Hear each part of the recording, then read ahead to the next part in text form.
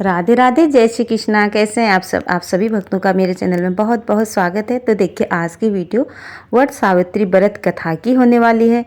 तो भद्र देश के एक राजा थे जिनका नाम अश्वपति था। भद्र देश के राजा अश्वपति के कोई संतान नहीं थी।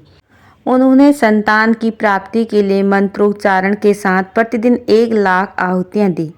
18 वर्ष तक यह क्रम जारी रखा। इसके बाद सावित्री देवी ने प्रकट होकर वर दिया कि राजन, तुझे एक तेजस्वी कन्या पैदा होगी। सावित्री देवी के कृपा से जन्म लेने के कारण से कन्या का नाम सावित्री रखा गया। कन्या बड़ी होकर बेहद रूपवान हुई। योग्य वर न मिलने की वजह से सावित्री के पिता दुखी थे। उन्होंने कन्या को स्वयं वर तलाशने भेजा।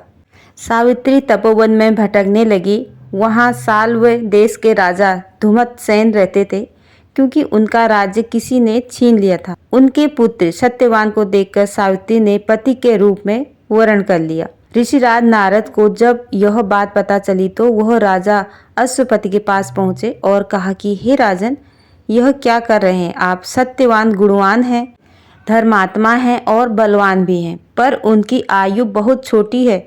वह अल्प आयु के हैं। 1 वर्ष बाद ही उनकी मृत्यु हो जाएगी। ऋषिराज नारद की बात सुनकर राजा अश्वपति घोर चिंता में डूब गए। सावित्री ने उनसे कारण पूछा तो राजा ने कहा, पुत्री, तुमने जिस राजकुमार को अपने वर के रूप में चुना है वह अल्पायु है।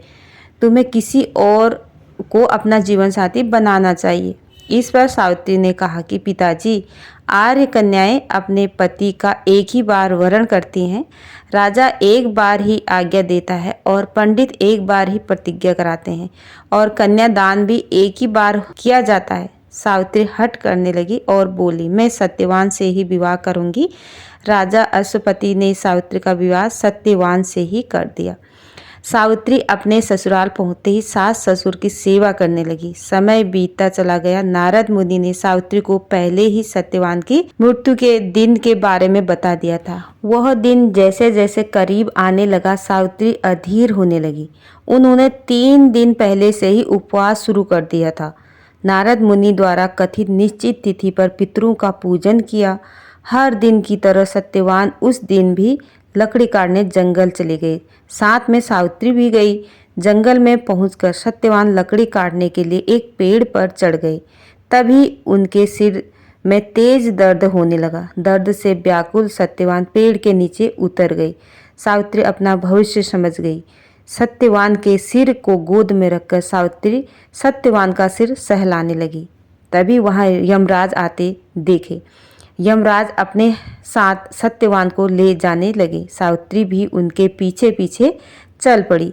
यमराज ने सावित्री को समझाने की कोशिश की कि यही विधि का विधान है, लेकिन सावित्री नहीं मानी। सावित्री की निष्ठा और पतिपरायणता को देखकर यमराज ने सावित्री से कहा कि हे देवी, तुम धन्य हो, तुम मुझसे कोई भी वरदान मांगो। सावित्री ने कहा कि मेरे सास ससुर वनवासी और अंधे हैं, उन्हें आप दिव्य ज्योति प्रदान करें। यमराज ने कहा, ऐसा ही होगा, जाओ, अब लौट जाओ। लेकिन सावित्री अपने पति सत्यवान के पीछे पीछे चलती रही। यमराज ने कहा, हे देवी, तुम वापस जाओ। सावित्री ने कहा, भगवान, मुझे अपने पति के पीछे पीछे चलने में कोई परेशानी नहीं है। पति के पीछे चलना मेरा कर्तव्य है।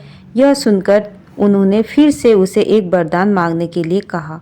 सावित्री बोली, हमारे ससुर का राज्य छिन गया है, उसे पुनः वापस दिला दें। यमराज ने सावित्री को यह वरदान भी दे दिया और कहा, अब तुम लौट जाओ। लेकिन सावित्री पीछे पीछे चलती रही। यमराज ने सावित्री को तीसरा वरदान मांगने को कहा। इस पर सावित्री ने 100 संतानों और सौभाग्य का वरदान मांगा। यमराज ने उसका वरदान भी सावित्री को दे दिया।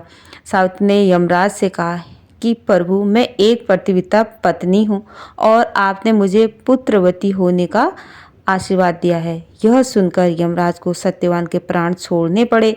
यमराज अंतर्ध्यान हो गए और सावित्री उसी वट वृक्ष के पास आ गई जहाँ उसके पति का मृत शरीर पड़ा था। सत्यवान जीवित हो गया और दोनों खुशी खुशी अपने राज्य की ओर चल पड़े। दोनों जब घर पहुंचे तो देखा कि माता पिता को दिव्य ज्योति प्राप्त हो गई है। इस प्रकार सावित्री सत्यवान चिरकाल तक राज्य सुख भोगते रहे। अतः पतिव्रता सावित्री के अनुरूप ही प्रथम अपने सास ससुर का उचित पूजन करने के साथ ही अन्य विधियों को प्रारंभ करें।